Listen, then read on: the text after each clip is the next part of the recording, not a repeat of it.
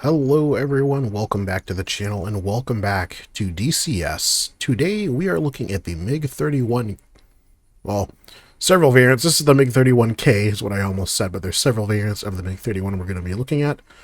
I don't think it still has the designation Fox, but I think that's the Mig-25, but nonetheless we're going to look at this aircraft, look at the few different variants, get it up in the air, see how it does in ACM and BFM.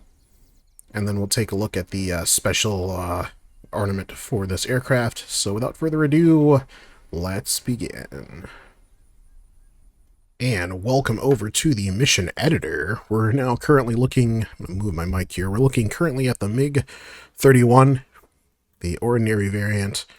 And you'll notice as we cycle through the Mig-31 to the BM, our ornament options change. We'll get an aircraft load here in a second, hopefully. But our ornament options down below change, as well as with the Mig-31K. So different ornament for each one. If we go back to the original Mig-31, you can see it's primarily a high-altitude interceptor. So all of our missile suites will be for a high-altitude intercept. We're not using the outer pylons on the standard Mig-31. And then if we, I don't know if the BM's going to load for us today. It might not. Looks like a semi-similar, yeah, it's all air-to-air. It's okay. And then over to the Mig-31K, which is going to be our special aircraft of the day. It's capable of launching a 1 megaton nuclear warhead.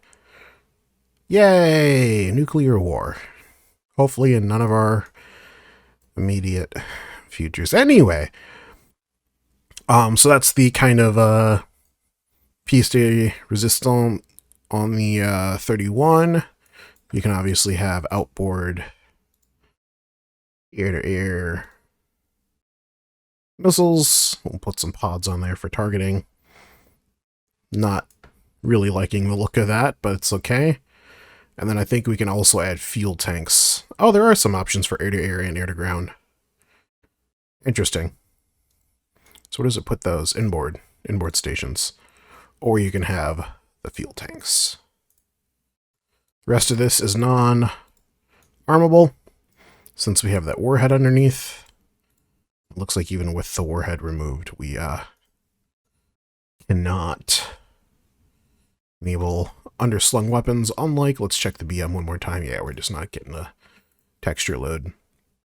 Unlike the Mig-31, where we can have an assortment of R-33s underneath.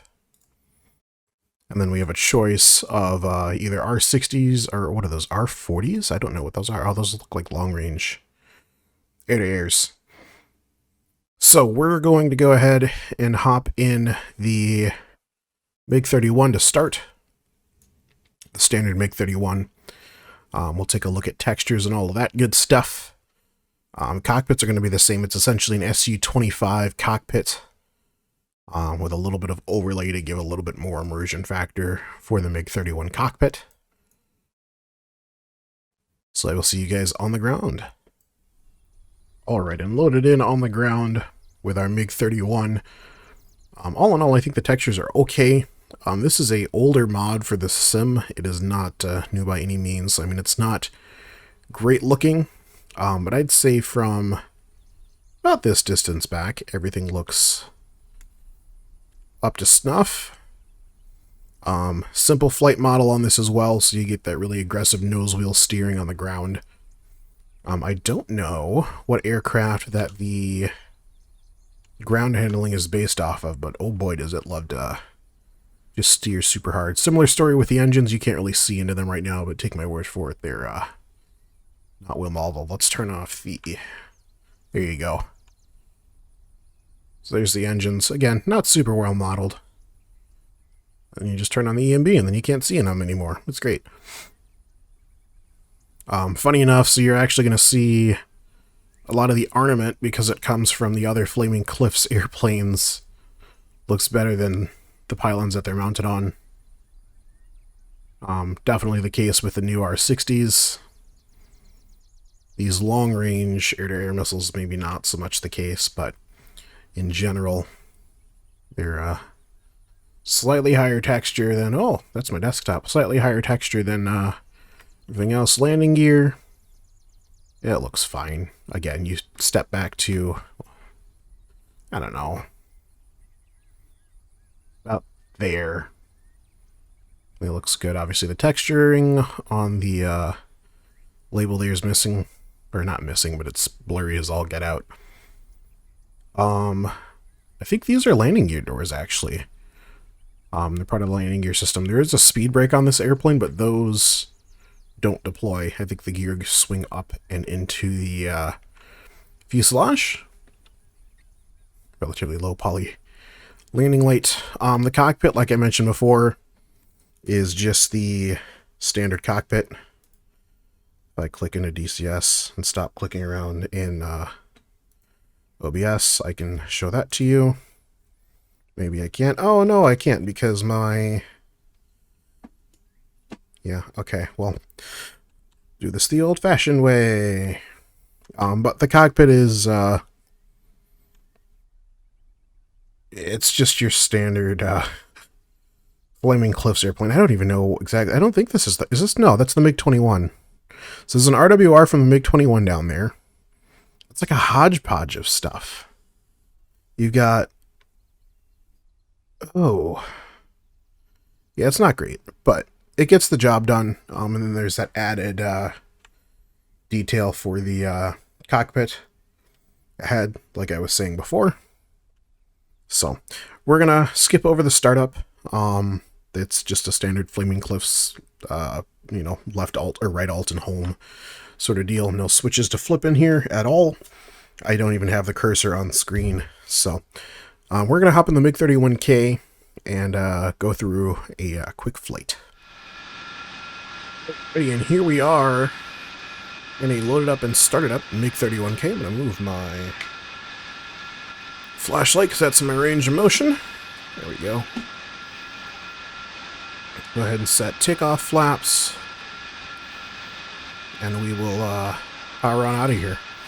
Now, this is not going to be a smooth departure by any extent of the imagination. You can see the nose wheel movement looks pretty smooth there.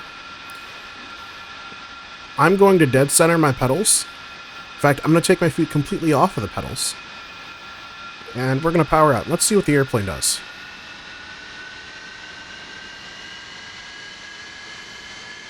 Yep, we're just spinning like a top. So you have to get a little bit of speed under the nose wheel before it, well, acts like a nose wheel.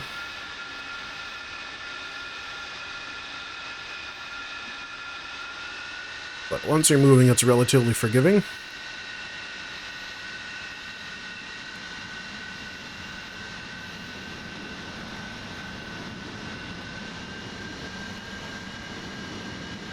Yeah, you just get that. And this isn't even full deflection. If I do full deflection, I can do a 360 on the ramp. Ready? Deja vu. Alright.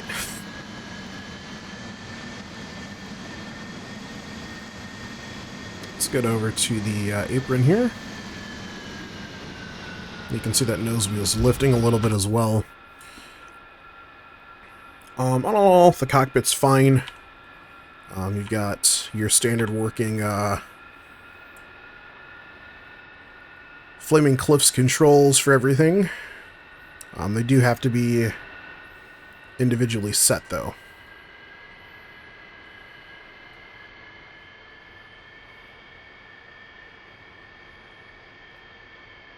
Why does this look so yellow? Is it supposed to be this yellow? No. There we go. That's much better. Right, gear light to far.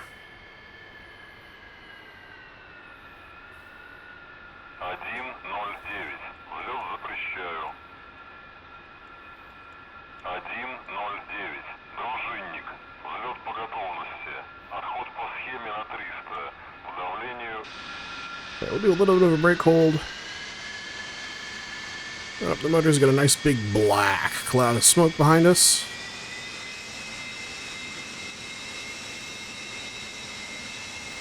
Ready, full mill, and brakes off into burner.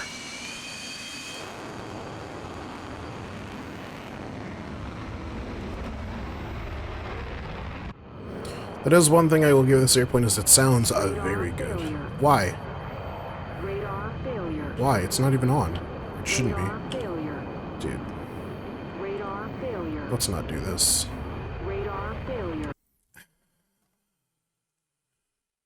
Is it Shift N? It's something N. Right Alt N? Nope.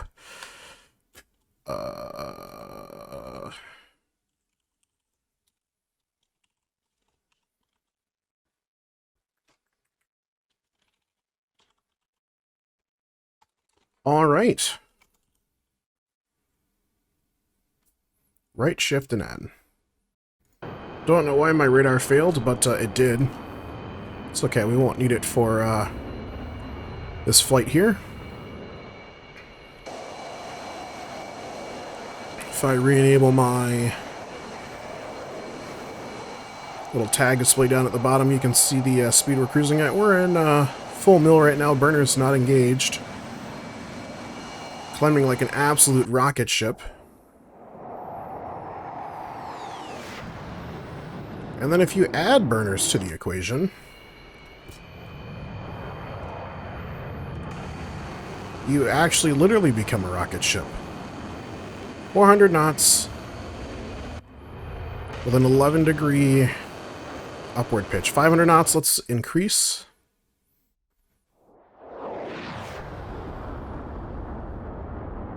$550, 25 degrees, let's increase.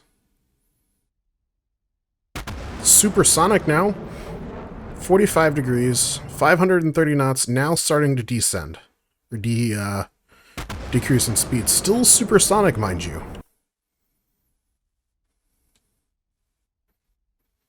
And then the higher up you get, obviously the thinner the air becomes, the faster you can accelerate through it. We're right at about 40 degrees, nose up. Still a very maintainable 490 knots. In conning range now, approaching 40,000 feet. MSL through conning range now. Still supersonic. Let's decrease the AOA just a little bit. Look at us go. And when I tell you the delay on the Supersonic Boom, because this thing, I've flown it in excess of 1,000 knots indicated. It'll do it. It'll give you a speed warning, but it'll do it. The delay in the Sonic Boom's hilarious. So we're now at 60,000 feet. 317 knots. Honestly, those fuel tanks are probably doing more for in the realms of drag than they are adding to our fuel reserves. 10 degrees pitch up, holding steady at 318 knots, about to approach 65,000 feet MSL. Outstanding. So you can see why this was built as an interceptor. It does the job perfectly. I think originally the Mig-25 Foxbat was designed to intercept U-2 Dragon ladies. 65,000 feet now, increasing in speed. Let's pull back a little more on the stick. Let's shoot for about 20 degrees nose up. Still supersonic.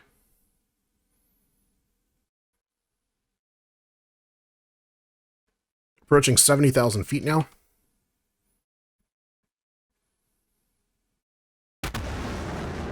I mean, it's just nuts.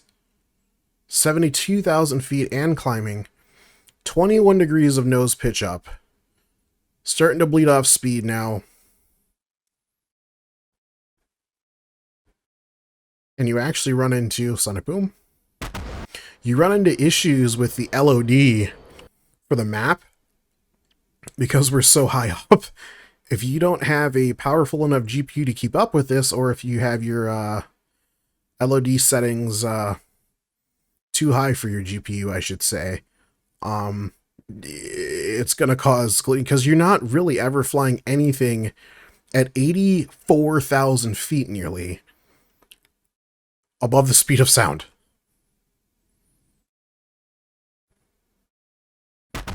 What's our true speed? Let's pause.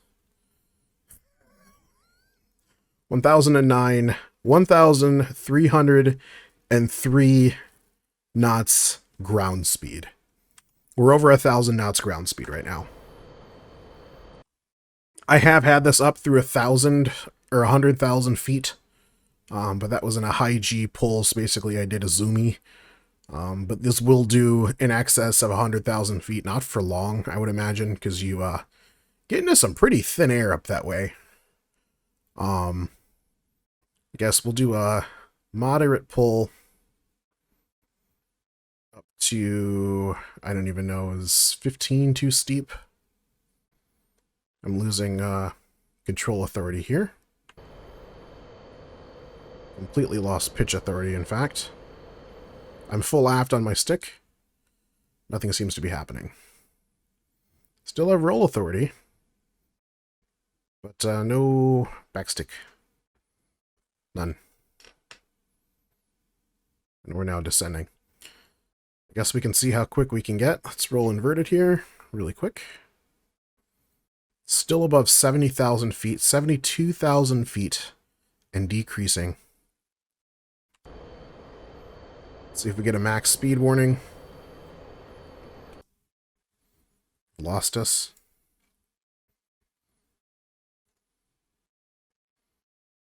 $1,650 knots ground speed.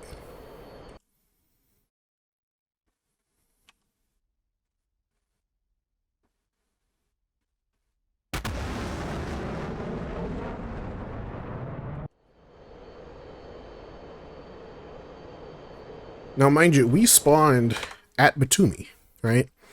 Which is down here. I did this all in one recording. There was no cuts.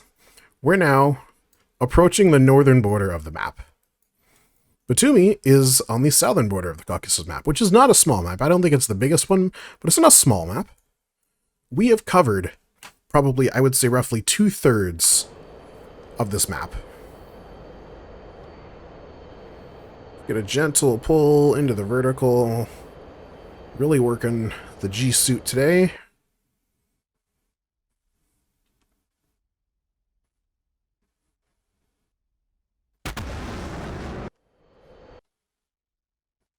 Keep this rate of climb going. See if we can't crack 90,000 feet.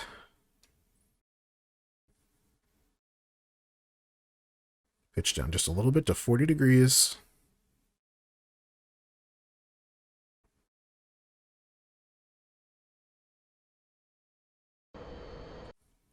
$92,004, 5, 6, 7, 8, 99, 100,000 feet. You saw it here on the Sample Halo 246 YouTube channel. 100,000 feet, still supersonic. 120 knots indicated.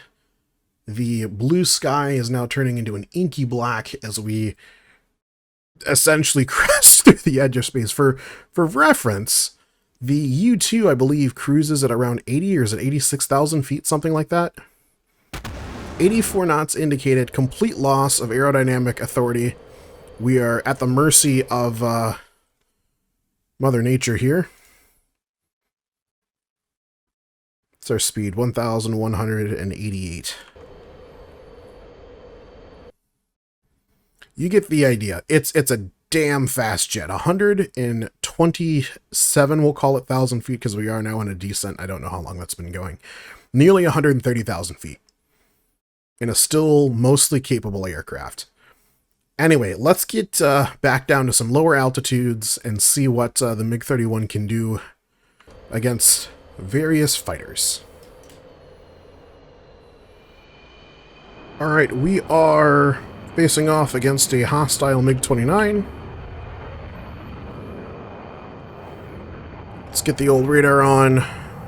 We're already being locked by him. Maximum speed. Maximum speed. Maximum He's speed. probably got a missile off. Maximum Got no visual. There he is. We're dead. Maximum speed. Maximum speed. No, we just overflew him. Heck yeah.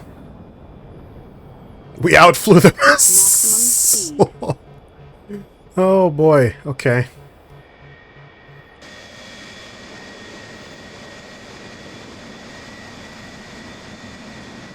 Defeated? Times 2.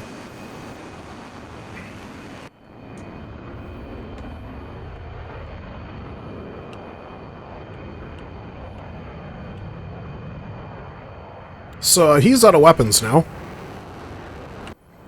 I mean, I guess we could go in and shoot him or something, but unless he's going to come in with guns, which he's not going to be able to do, because we can just kick the tires, or light the fires, rather, and out-accelerate him. So yeah, you can outfly missiles, and you can outfly your adversary. This is actually, this is actually really the perfect pacifist airplane. So there we are, 450 knots, 15,000 feet. MiG's doing 360 knots, just now crossing 14,000 feet. We're supersonic. Get lost. Good luck, loser.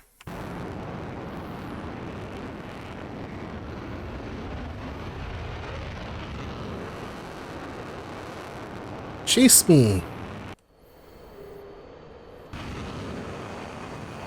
600 knots.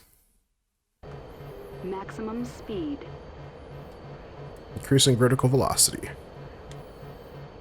Maximum speed. So you get the idea. There we are, dead vertical. 40,000 feet. Oh boy, this is fun. Pacifist mode. Alright, let's, what do we want to look at next? Let's look at launching the nuke. We'll take a look at, blowing stuff up with a nuke. And we'll call it, for this video. There is a lot more to, go through. But for now, I think we'll call it. That poor Mig still trying to chase us. He hit 45,000 feet and he's out of steam. We're at 70,000 feet and increasing our airspeed. I love this airplane. Let's go launch the nuke. I did a tutorial on it last week. But in case you didn't see it, today's your chance. This is great.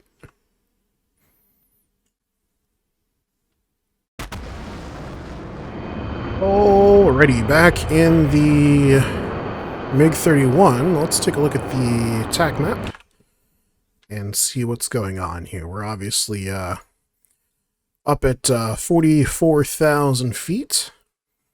I did leave the Mig-29 there because he's so useless and I'm lazy. But here at Kobaliti, we have what would be a death sentence for pretty much any other airplane. You've got early warning radars, SA-10s, SA-11s, you name it. Let me see if I can show the ranges of these guys. No, I'd have to go back into the F-10, but like their effective range is like, it's huge. It's gigantic. Notoriously difficult to defeat. But we don't have to worry about that, because we're going to launch well before we get to that range. In fact, I'm feeling so confident, maybe we'll actually let them lock onto us. And then once they've fired, we'll start a turn out here. Let's get our target locked. Again, if you're wondering how I'm doing this, I released a video just last week on how it's done. So that's our target locked.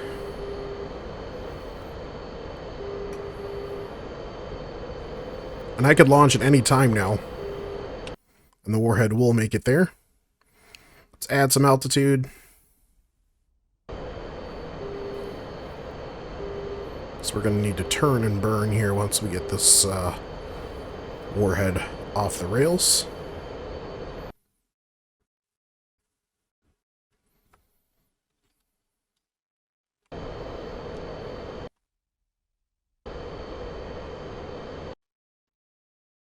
I think 60,000 feet's good. Let's launch.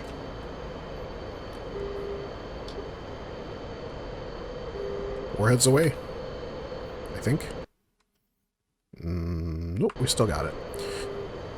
Do I need to relock? I do. So let's do that real quick. There we go. Now the missile's away. Go ahead and undesignate. Go back to our GPS mode. Start a shallow turnout to the left. There goes our warhead. A little bit of weird artifacting on the aircraft I have noticed, especially when you get up to those higher altitudes. But there we are turning out. I don't know, the MiG's trying to come for us. There's our... That's borderline hypers. This is a hypersonic munition, isn't it? Zoomed up to about 50,000 feet. We're starting its entrance. We're continuing our descending left-hand turn away from that area, because we don't want to get blown up.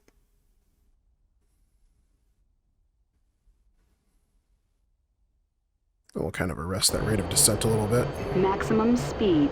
Copy that. Look at those clouds whizzing by.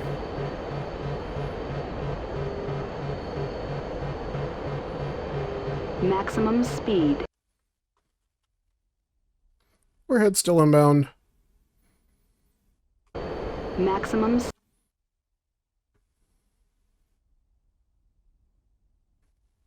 Bye, everyone. And we're still alive to talk. I'll tell another tale. Let's do a BDA. The MiG. The nuke was so big it killed the MiG over here too. Oh my. Oh, I didn't mean to do that. It is a known bug with the... That's the wrong airfield. It is a known bug with the nukes that sometimes they leave critters, sometimes they don't. So you can see our streak from our missile coming in. And literally everything at the airfield, and I would imagine a much bigger radius considering we killed the MiG, is dead. That's hilarious. I think one thing that would be cool to add... Oh my god, we killed the hangars even. Do you know how fortified these hangars are? Do you know what it takes to blow up these hangars? It takes a lot. And the two nearest ones... Like, these hangars are designed to protect against nuclear warheads. And we blew up two of them. Alright. We can actually tell, so right there appears to be our impact point. But yeah, it's a killer for sure. But that is...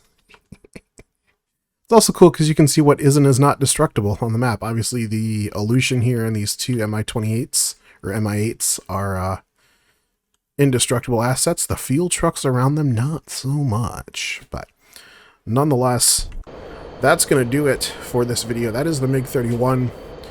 Free on the ED forums. Check it out for yourself if you are interested.